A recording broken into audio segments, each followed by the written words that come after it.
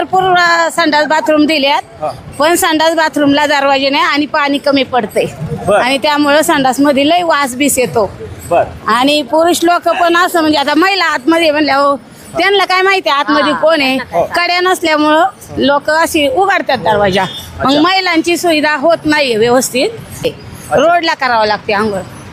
हा महिलांना म्हणजे जिथं मुक्काम तुमचा असतो आतमध्ये असेल तर तिकडे म्हणजे रोड सोडून ते टँकर उभे करत नाहीत का मुक्कामाच्या ठिकाणी? रोडला असतात टँकर, पण महिला कशा जाऊ शकतील आंघोळीला ना तिथं. मग पण आता नवीलाजानी करावं पण लागतात. रामकृष्ण हरी माऊली. रामकृष्ण हरी माऊली. मी आता बारामतीवरून निघालो आहे सेन्सरच्या दिशेने, संत तुकारामांच्या वारीमध्ये आहे. आणि आपण सगळ्यांनी प्रेक्षकांना मी सांगू इच्छितो की आपण सगळ्यांनी तुम्ही बातम्या व्हिडिओ ऐकले असेल, आपल्या सरकारच्या जोरदार जाहिरात ऐकल्या असेल की वारकऱ्यांच्या सुविधांसाठी भरपूर पैसा हे केलेला आहे. तर ह्या सुविधा कशा आहेत ते आपण बघू. माझ्यासोबत एक माऊली आहेत.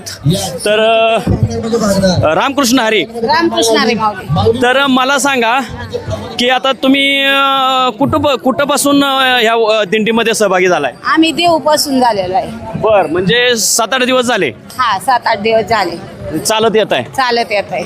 बर, मग आता सरकारने दिलेल्या सुविधा कशा आहेत त्याविषयी जरा सांगा.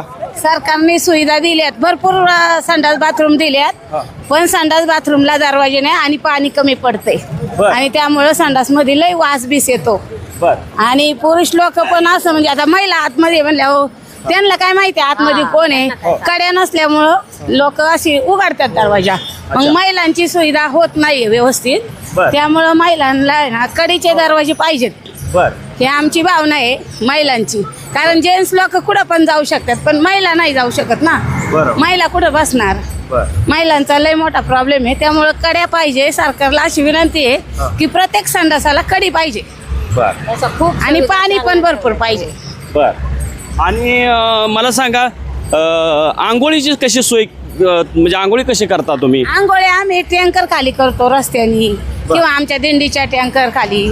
मग बाकी दुसरी सोय नाहीये आंघोळीसाठी. सरकारने जे पाण्याचे टँकर दिलेत त्याचा काय उपयोग होतो का पिण्यासाठी किंवा आंघोळीसाठी वगैरे काय? हो आंघोळीसाठी होतो, पण रोडनीच ना, असं म्हणजे जागा नाहीये, रोडला करावं लागते आंघोळ. हा महिलांना. म्हणजे जिथं मुक्काम तुमचा असतो आतमध्ये असेल तर तिकडे म्हणजे रोड सोडून ते टँकर उभे करत नाहीत का मुक्कामाच्या ठिकाणी? रोडला असतात टँकर, पण महिला कशा जाऊ शकतील आंघोळीला ना तिथं. मग पण आता नवीलाजानी करावं पण लागतात. तर माऊली तुम्ही काय बोलणार? काय नाही, तेच तर आपलं तुम्ही मला काहीतरी सांगत होता की सुविधा खूप छान ठेवल्या, तसं काही हाल नाही वारकऱ्यांचं. फक्त ते टॉयलेटचाच तेवढा प्रश्न आहे. आणि रस्त्यावरती पाण्याचा आपण टँकर खाली करतो आता, मग नाही वेला जाणे, बाकी काय नाही. सगळे खूप सगळ्या सुविधा छान ठेवल्यात.